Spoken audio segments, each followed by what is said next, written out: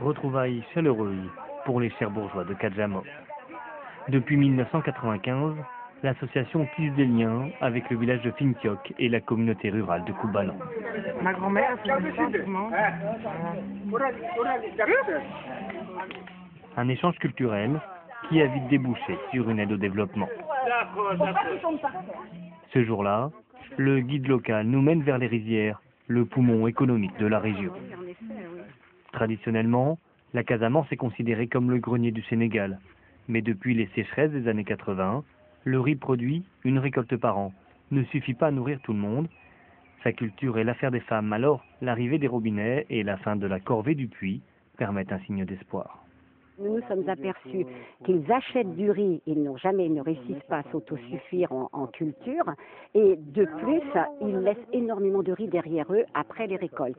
Et ça, ce serait bien de les aider, mécaniquement parlant. Là, je ne suis pas une spécialiste de l'agriculture, je dois le dire, mais je pense que ce serait bien qu'on les aide aussi, oui, à cultiver peut-être davantage et surtout à cultiver suffisamment pour en vivre et pour pouvoir se nourrir au minimum tout le village toute l'année, quoi. Le réseau d'adduction d'eau potable change les habitudes. Avec l'arrivée des robinets, l'eau est devenue payante. Pour chaque réseau, une association des usagers du forage est chargée d'en percevoir les droits. La réforme qu'elle permet de gérer et l'eau et les installations, tout ça. Donc, s'il n'y a pas d'effort, donc l'eau serait gérée par qui? Donc, ce serait à la merci de tout le monde. Il n'y a pas de responsable. Donc, la réforme devient la responsable, donc elle garantit la pérennisation de l'eau. La gestion doit aussi permettre de dégager des surplus d'eau pour développer les cultures maraîchères dans une région où la pluie est totalement absente les 2 tiers de l'année. L'enjeu est de développer dans les villages des activités génératrices de revenus. Pour cela, une banque mutuelle propose déjà des microcrédits.